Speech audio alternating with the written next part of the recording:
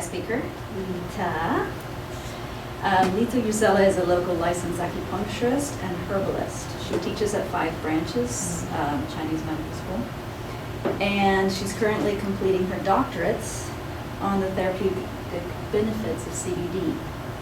She'll be talking about actually a recent medical discovery of the endocannabinoid system and what that is, how to create balance, and why it may not be working, and what to do about it. And she will also be discussing delivery systems for CBD, absorption, how to demystify the cannabis industry. All right, so just... Thanks, everybody. Glad you're here. Welcome. Yeah. I'm really here just to educate. I've been a teacher for a long time. My parents are teachers. And it's really, there's a lot of information. I mean, are we going to go to Dr. Google? A little scary. So I'm really here to give you real information as far as backed by science. It's nice to have both. What is science saying, and then where does that land? Right? Okay, so cannabis, and I'm going to go into, I have slides on Chinese medicine, so we'll get there, but cannabis has been used since the beginning of time. I mean, they're looking at 10,000 BCE, okay? In China, in my country, in China, it was, they carved in bone around 8,500 BC, around the use of cannabis. So this is a long time coming. But what happened? Well, it used to be prescribed by eminent physicians all over the world forever until, in this country, it became illegal, and again, it's not backed by science. Science and medical researchers have always been wanting to use cannabis, but unfortunately for other reasons, lawmakers and paper industry people, and I don't want to go into all those details, it became illegal. But in 1930s, MDs were literally prescribing you a joint, okay? So, now that cannabis is legal in California, I want to be here to demystify this industry, because as you know, just like supplements or food, there's unfortunately people for profit, not by service first. So I'm more interested in empowering you to say, I feel confident to know, first of all, do I want to take it? Why would I take it? Would I buy it on Amazon? Do I go to Whole Foods, Staff of Life? Would I go to a dispensary? So just really wanting you to feel confident, comfortable, even in social settings, having an opinion about what is this plant? Is it a drug? How did I get into cannabis? Okay, I came from a background where my parents did drug education in high schools. So you have to understand, marijuana was a drug, okay? Just like all the other stuff, okay? Cigarette smoking, so I was very clean. I have a very clean background. President of my school, athlete, varsity, all that kind of stuff. So wasn't open at all until my parents got in an accident in last March. Ejected out of the automobile, flattened, broken bones. So I flew to Florida, and my mom couldn't take any opiates in the hospital. She had broken bones, flattened lung, and when you are in so much pain and you can't take an opiate because you get nausea and vomiting, very common for a lot of people, how do you manage pain? Well, I can do acupuncture, but I started to look at CBD and cannabis, and I could manage her pain. She had no pain. She had tons of broken bones, bruises. I mean, just really, really unfortunate as a 74-year-old. And I could manage her pain. She had no pain using this medicine. Patches, tinctures, bombs. I started to realize, okay, the MDs didn't recommend this. The people in the hospital wasn't recommending this, and here's a woman that's in pain. And so I started to realize I need to look more into this. I need to know for myself and for my patients, because my patients started asking me, so-and-so at a party, says I should do CBD, or it's good for sleep or anxiety and stuff like that. So last March, I decided to embrace our understanding about cannabis in my discoveries, and I decided to do my capstone, which I defended in December and passed. What is this? To come to, a surprise for me, it's one of the original Chinese herbs. And as an acupuncturist, as a Chinese doctor, it was really interesting to see that all the Chinese physicians have been using cannabis for a very long time. So I feel like kind of coming home. So I did look at PubMed. Right now there's 250 research clinical articles and trials on MS, and then cannabis 338. So there is some conversation around the world. So that's, I love that. So I pulled up just two, PubMed, therapeutic effects of cannabis and cannabinoids. I'm going to go into this. The report concluded it was conclusive and substantial evidence that cannabis or cannabinoids are effective for the treatment of pain in adults, obviously for chemo, but associated with MS. So I would say if you're interested in looking up research in PubMed, you can go to PubMed.com and look for yourself. And obviously reading certain articles is a little bit complicated, but there's a lot in there around the benefits. So health conditions influenced by cannabinoids. Well, first of all, the question is, what is a cannabinoid? I think you asked that. What does CBD stand for? Stands for cannabinoid. You could also say cannabidiol. Any plant or flower, you guys have heard of essential oils? Okay, so all you're doing is extracting the essence, the oils from the plant. And if we were to look up under a microscope, it's chemical components.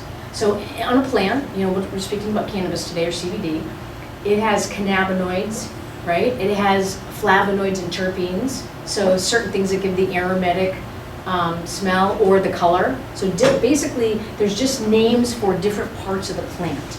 And we're going to talk about cannabinoids because cannabinoids are the main chemical component in the cannabis plant. Okay, the main two cannabinoids that we know about, which are most in the plant, are CBD and THC, right? So everyone has heard THC and CBD. THC is the one that gets you high, and CBD doesn't. So I'll go over that. I know very little about it. Okay, so health conditions influenced by cannabinoids. And again, this is the extraction from the plant, okay, cannabis plant. Very broad, okay, very broad. Obviously you see MS is on there. But this is the question.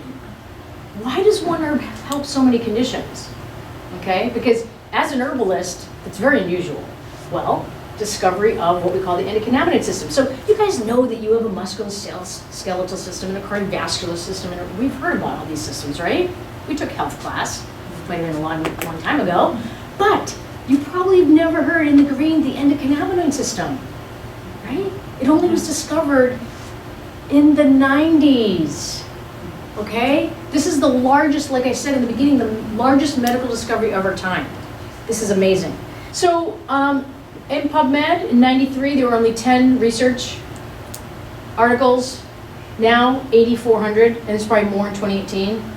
So just so you know, because it was obviously just discovered in like '92, there's a lot of interest. Okay, we're the slowest country around cannabis, slowest country, which is too bad. Israel, Switzerland, Spain, they are like forefronting those medical researchers over there. Okay. So the endocannabinoid system is involved in every aspect of health. This is why this is so important. It's going to regulate pain, appetite, sensation, thermoregulation, metabolism, stress response, muscle control, motivation. It's pretty incredible. So what's interesting is that this system has more receptor sites, so receptors in your brain, receptors all over the body than any other system in the body. Over your nervous system, okay? Who has an endocannabinoid system? Every living thing with a vertebrae. The only ones that don't, insects, nematodes, hydra, fungi, and plants. That means that every living thing since the beginning of time, 600 million years, has cannabinoid receptors, has an endocannabinoid system. So it's just not just for us, okay? That's why, you've heard pet CBD is really popular, CBD for your pets. So let's talk about where are these receptors. So the CB1 receptors are located in the central nervous system, the testes, the uterus, adipose tissue, exocrine glands, endocrine glands, leukocytes, spleen, heart, GI tract, and liver, okay? That's a lot of places. Now, CB2, so think of immune system. So we have monocytes, macrophages, B cells, T cells, liver, spleen, also the central nervous system, and then the enteric, the stomach nervous system, okay? So I'm saying that is because again, the endocannabinoid system, its main job is to regulate homeostasis, very similar to Chinese medicine, balance in the body. So if you don't have balance in the body, that might mean your endocannabinoid system isn't working, okay? So what's interesting is that you have receptors in your brain, all over your body. This system is alive to help function. So it's on demand. What the system is going to do, it's going to modulate not only all these things, because this is like the latest research, it's going to modulate everything in the body. So if you're having a symptom, of course, and then if you have a disease, your endocannabinoid system, somewhere it's not working, okay? So we need to step back a second and say, okay, we have an endocannabinoid system, but what are these cannabinoids I keep talking about, okay? There's 4 different kinds of cannabinoids. First is, you can get them from a plant. You get them from cannabis, phyto, okay? The second one is endocannabinoids. Endo means internal, in. They occur naturally in the brain. So that means your endocannabinoid system makes cannabinoids, okay? But when your system isn't making them, you can take them from a plant, an outside source, right? That's what's really amazing. Synthetic,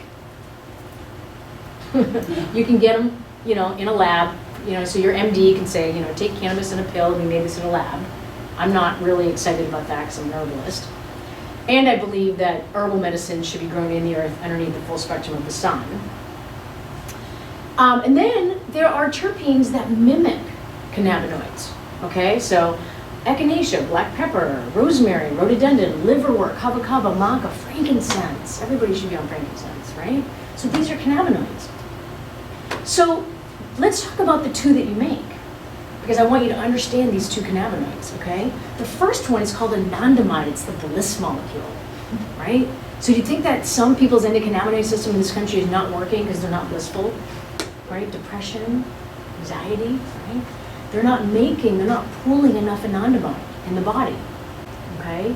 So it was first identified, it was actually 92, I need to correct that, sorry about that. Anandamide is found in chocolate, so don't make yourself wrong. This is why some people feel better with chocolate.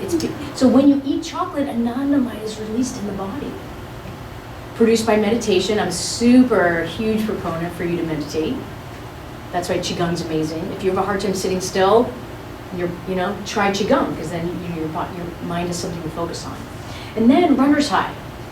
I've never gotten there, but some people really get the runner's high, right? They start releasing, dopamine, but they're actually releasing anandamide, a lot of anandamide, okay? Okay, the second one, big fancy word, 2-arachidonyl glycerol, we'll nickname it 2AG. Neuromodulator. The main thing I want to say here is that it's found in breast milk, and so it's passed from mother to child. Anandamide, it's a neurotransmitter, it has a cell transporter system, but this is the thing, this is the motivation molecule. So we talked about anandamide being the bliss molecule, this is the motivation molecule, okay? So the last study they did with 4 rats, right, they listed these on the rats, everything was functioning in a rat, okay? They only blocked 2AG, okay? And the rats just said, I'm not gonna suckle. I mean, they could, but there was no motivation to thrive, and they just died. Okay, so when you don't have 2AG in the body, in the blood, you're not motivated. Okay, so endocannabinoid system, you make these cannabinoids, you make 2AG, you make anandamide. Okay, now if you don't, which sometimes we may not be making them, you can take an external cannabinoid. Okay. So the main 2 that everyone talks about are THC and CBD, because those are the most, prominent in the plant. There's over 150 though, that they discovered right now, maybe 154, okay? The only thing I was gonna mention about this is, again, there's many different cannabinoids. We have CBG, CBDA, CBC, etc. Looks like this isn't very clear, but the benefits of CBD, and I'll read them just because you can't read them. Antibacterial, it inhibits cancer cell growth. It's a neuroprotectant. It's going to protect the brain. It's going to promote bone growth. This is CBD, okay? It's going to reduce seizures, convulsions. It's going to reduce blood sugar levels.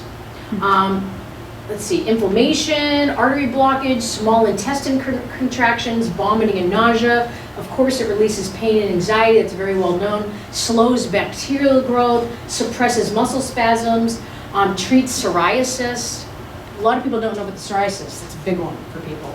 Okay, this is just a short list of the benefits of taking CBD. And again, you won't feel anything. It's not about getting you high. Okay? Excuse me? Yes. How much CBD would you recommend for different types of Yeah, things? I have that. You have that, Yeah. okay. So this chart is from SC Labs on the west side. They're a testing company to make sure that it doesn't have, you know, a bunch of other stuff in it. You'll notice the THC is the first column. 4 good things about THC. It relieves pain. We know medical cannabis has been around for a long time for cancer, so it helps with vomiting and nausea. It's going to stimulate appetite, suppresses muscle spasms. But look at CBD. Look at all the benefits. And the reason I'm promoting CBD, it's not that I'm not promoting THC. It's just that depending on your job function, policemen, fireworkers, teachers, you get drug tested, you can't have THC, right? So there's that discussion. Again, talk with your doctor. But I'm here to let you know CBD is legal. You won't, you know, you can't, there's not going to be, you can get tested and it won't show up. So it's literally considered a dietary supplement. Okay, so I just wanted to let you know that. So, and there's so many benefits of CBD. So, I have a question. Yeah. I saw that it wasn't marked off for AIDS and sleep. Which one? Yeah, that was interesting. I CBD? saw the same thing. So the CBD. So this is CBN was for AIDS. sleep. CBN. Yeah. So again, when you're taking CBD from a supplement, you're going to get all these. You're going to get all the CBD cannabinoids. Okay. Yeah. The Okay. main thing that people want to have a conversation around is the THC because of the federal, Yeah. you know, drug Schedule 1. People can't be on THC, although if you have these 4 conditions, asthma, glaucoma, cancer, tumors, then your doctor is probably going to approve you for medical cannabis, right? Yeah, good question. Okay, so just a pharmacology milestone, you're like, when did all this stuff get discovered? Well, the main thing is your CB1 receptor and CB2 receptor, 88 and 92, and then 92 and 95 is when Raphael Mechoulam in Israel and his team discovered that you make these cannabinoids.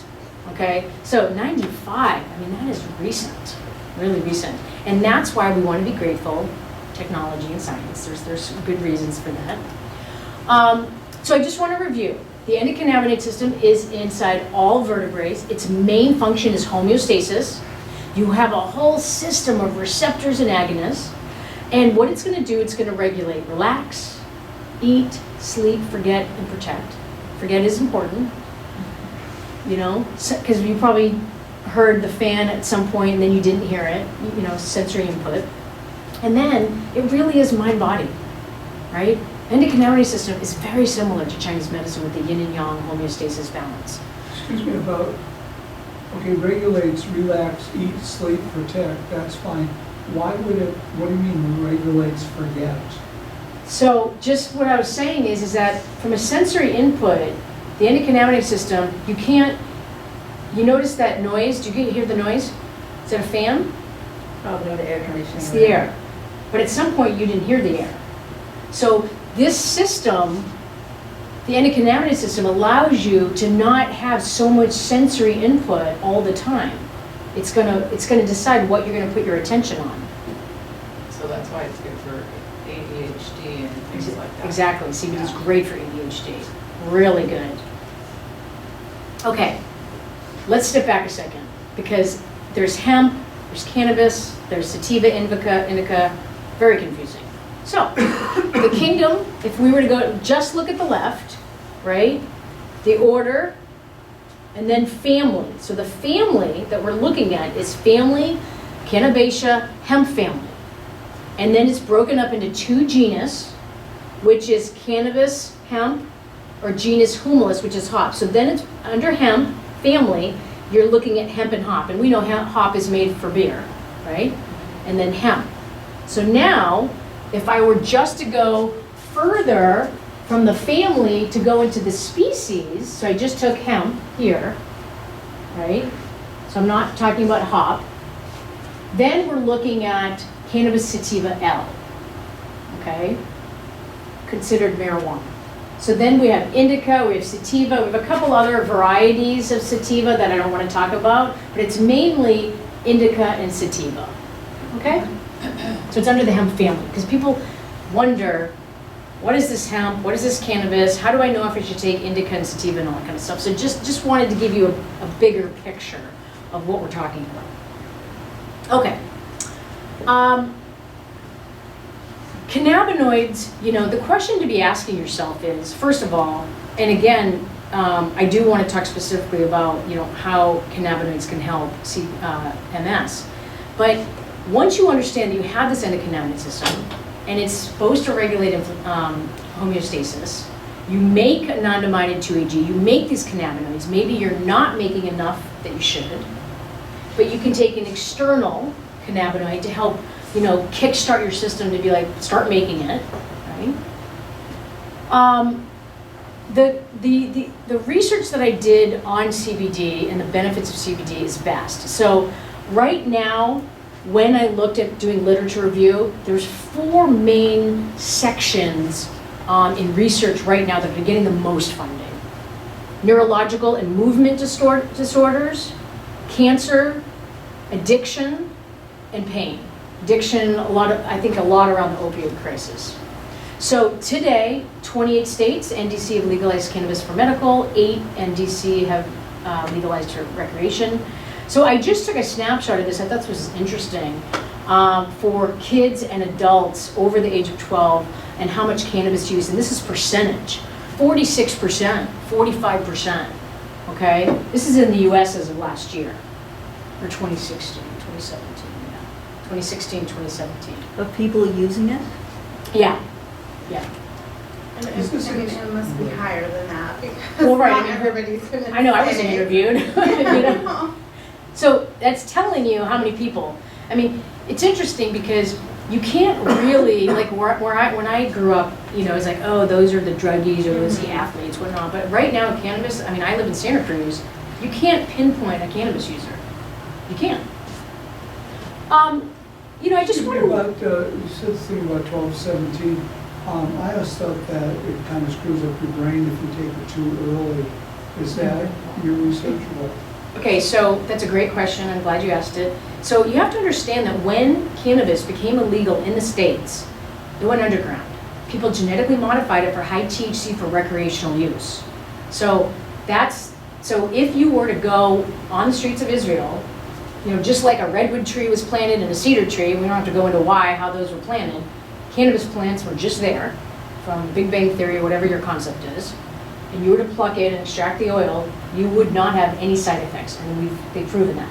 The places in which they've seen brain development and human development where it's gone awry is that people have been smoking cannabis with high genetically modified THC, grown inside, and it has herbicides, fungicides, pesticides.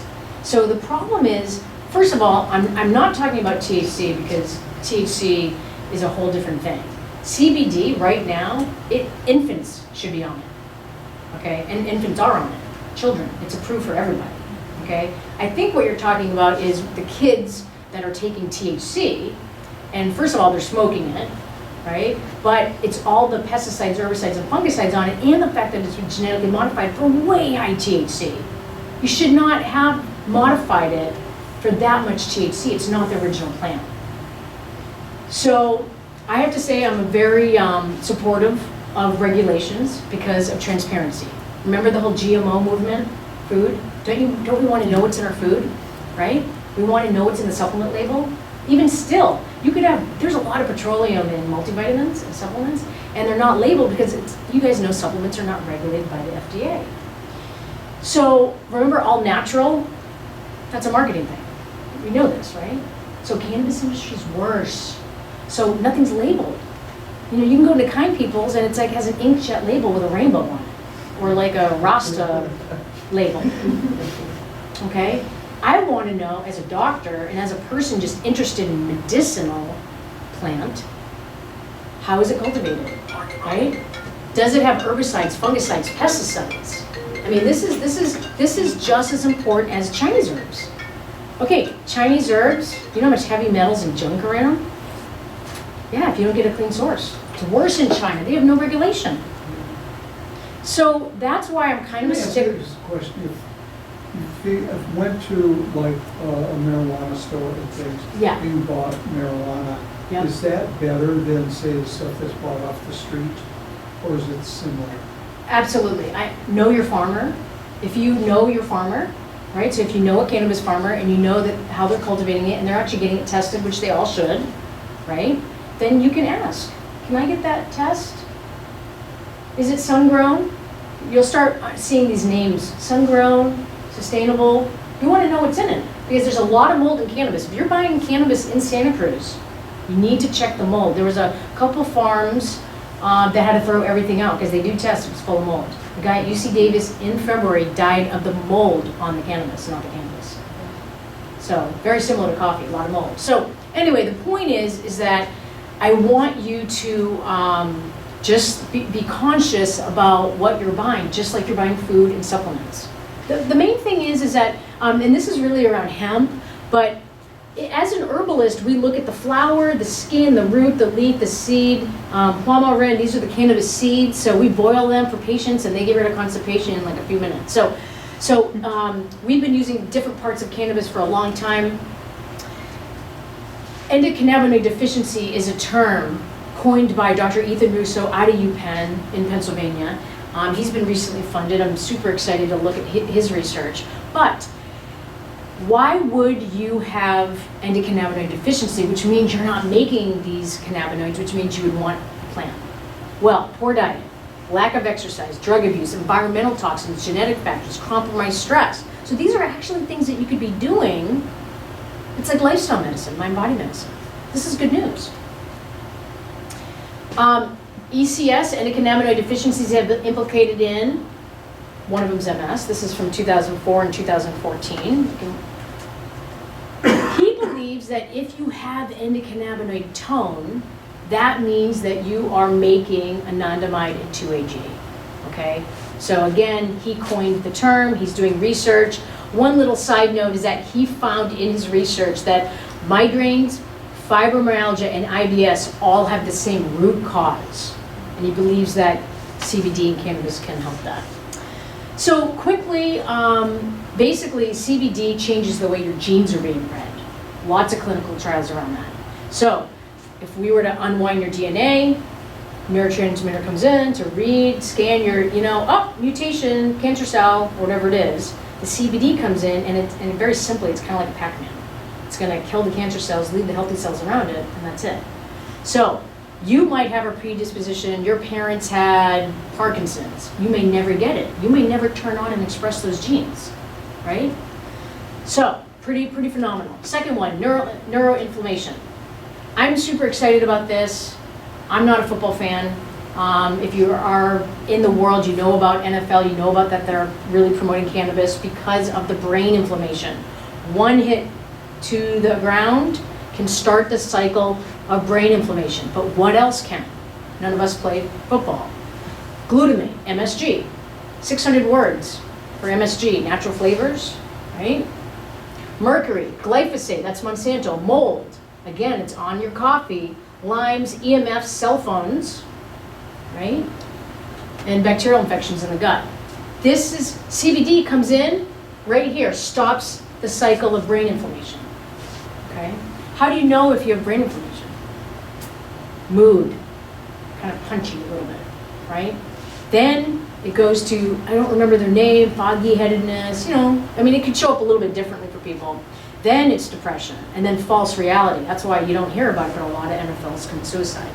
So this is huge, and what does CBD do? It literally stops the cycle. This is what I'm super excited about.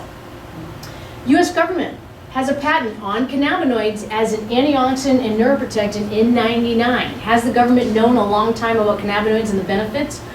Antioxidant, brain protectant. Antioxidant is going to help your body cleanse, help your liver. They know this. All right, lots of studies. I'm gonna go quickly. GI digestion, liver, pain management. The main thing on this one is when you take CBD, it helps affect your perception of pain. That's why it's really good for pain. Mental health, a lot around the vets coming home. And again, all of these areas are just the research that's being done with CBD. Brain health, the neurogenesis of the brain plasticity is really fascinating. The only thing I want to mention about hemp, again, that's the family, and we went into the genus, is that hemp is going to have less than 0.3% THC. So anytime you're getting hemp, you're not going to, get high. So again, it's just some people don't understand the difference. Hemp has been used industrially for a long time. Content matters. I think we've spoken about this. I'm into organic, of course, grown in the earth underneath the sun. As an herbalist, we really strongly recommend it sun grown. It's very different when you're getting the full spectrum of that sun rays. Non-genetically modified, you want a whole plant extract. And then you want cannabinoids, flavonoids, terpenes, you want the whole plant. I mean, this is kind of the same thing. You want a whole extract. As much as some people want to isolate, so right now the pharmacies, people making medication, the drug companies, they're isolating it. They're like, okay, let's just give you CBD, let's just give you CBN, let's give you CBG. It's like, as an herbalist and what I know, I can stand up here and say, you want a whole plant extract. And then of course you want to make sure it's cultivated properly for bioavailability. I'll tell you why. So terpenes and flavonoids, if you don't know about terpenes and flavonoids, so terpenes is what gives it the smell, okay? And again, these are all the constituents in all plants, okay? Frankincense, not just cannabis. And then the flavonoids, it's kind of like what gives blueberries the blue color and cranberries the red color. So again, these are just other components in the plants. So let's go over delivery systems real quick. So oral, okay, you can smoke it or vape it, right? CBD or THC, cannabis. You can do it rectal. Subcutaneous, so a lot of people like to rub topicals, balms, or patches. Intravenous, not a lot of people are doing that. Subcutaneous or intramuscular. And then inhaled. So inhaled, you lose combustion. So again, as a doctor, I'm looking for how many milligrams are in the blood after an hour, okay? The issue with oral is that depending on how it's made, if it's in olive oil or coconut oil or MCT oil, which is a medium chain triglyceride, you have to go through the stomach. So the two different kinds of oral, right? So depending on your absorption, you could be wasting what you're buying is because you're not absorbing it all. The other oral is sublingual underneath the tongue. Right? So the two blood vessels, if you might have taken those B12 dots or other supplements, that's when you know that it's so small it can seep through those blood vessels. So then you're not having to rely on your digestion, which is amazing. So tinctures as opposed to a pill. Exactly. Yeah. So from the pill standpoint, it's not ideal, especially, it might be a powder, it might be a liquid, but then you're gonna have to digest it. But even in some of the CBDs that you're buying in the bottles, if it's in olive oil or they're calling it MCT, which is like coconut oil and steroids, it's a medium chain triglyceride, or coconut oil. You literally open it up and it's like, just tastes like olive oil. So you're not really getting a lot of the cannabinoids. So the last thing I was gonna say is, just like all natural, I wanna teach you about nano, because nano is size. There are companies right now, so when I first started wanting to carry this in my practice, I took the 64 companies, I narrowed them down to sun-grown and organic, narrowed it down to 6 companies. And then I started to look at the concept of why are some people calling it nano, and it's the size of the oil droplet. Some companies, because they're still calling it nano, it could be 12 nanometers or 500 nanometers, or anything in between. And what happens is that you might be fooled by the concept of nano because you put it underneath your tongue, hold it for 30 seconds, then you swallow it, but it's still going to have to go through the stomach. So depending on the particle size. So I had to learn this the hard way. It's expensive. Again, cannabis oil, when you extract it, you have to stabilize it. So you want to make sure that whatever's being encapsulated around the cannabis oil or CBD oil is not like from soy. So a lot of companies will use soy. I'm not really into soy for a lot of reasons. The company that I really like, it's phosphatidylcholine, which is another amazing supplement. So yeah, I want to skip all this. Yeah, we just did some testing, and it's really obvious when in my mind when I'm testing stuff, which stuff is clean and which stuff isn't clean. Okay, so if I have all patients on an internal, a sublingual, and I have them do the bombs, and some people on the patches. okay? And then they work with their primary care if they're choosing to do THC or edibles or, whatever that is. But I'm mainly, in my practice, working with them on CBD ratios. Whoever companies you're wanting to use, you want to make sure that you're saying, hey, can I get your testing? So the one that I found that I really like the best is Raphael Mechoulam, the founder of cannabis, is calling it the new multivitamin. Of course, it's 100% non-GMO, organic. It has under 12 nanometers, so you absorb it 30 seconds underneath tongue. It's legal in all 50 states. Of course, it's approved for infants. Sublingual, okay? So the price is $119, $149 in person. The topicals that I love, again, you can go into the local dispensaries. You can also order online. Mary's Nutritionals have great balms and patches. I really like a Mother Humble balm. It's really good for pain. So again, it depends on what you're using. If you're wanting a CBD THC extract, again, work with your primary care. I found Pure Plant Herbals. And again, from my research, understanding how the farmers are cultivating the cannabis. So this is a CBD, and again, that's THC. So you're going to have to, talk to your doctor on that. This is my information. I know that was really quick. Probably a lot of information. If you have questions, I would take down my number. That's my clinic, and this is my email if you have specific questions. Now, as far as dosage, I have everybody. So it lasts 4 to 6 hours in the blood. 4 hours strong, 6 hours in the blood. So I have patients in the morning do a couple pumps. When they get up, empty stomach. Depending, they get up at 7, maybe they do another, depending on your condition, if you have pain, if you have inflammation, CBD is going to take out the inflammation in the body. That's why CBD is so important for MS, because it's inflammation-based. Do that second dose midday and the third dose in the evening before you go to bed. Otherwise, if you're not having symptoms, you do 2 pumps in the morning and 2 pumps at night, and then wear some topicals. If you're having specific places where you might feel pain, etc. Does that make sense? Yeah. In my research, it was really incredible to understand that we're in a time where, again, I started my talk with saying there's a lot of companies for profit. So I really hope to just, have you feel confident that there's many ways to get full spectrum CBD and cannabinoids. Do your research, get on Google, start looking at how the companies are cultivating what they're doing. And if you have any specific questions, then, of course, reach out to me. So do you have any questions now before I end? Yeah.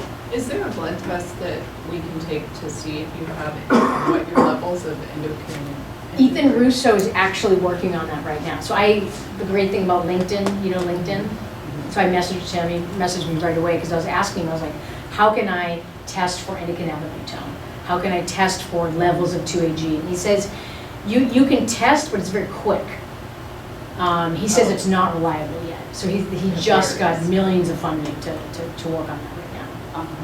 Yeah. So I'd be excited to. So kind of what you do is you give a certain dose, and then it's more contingent on how the person feels and what they relay back to you. So I always recommend do a symptom survey, right? So they're free on my website. I can email you. Do a symptom survey even before you try even medication, right? How is my endocrine doing? I mean, you can spend money to get a test, but I always tell people, just spend the 20 minutes doing the 10 pages. It's long.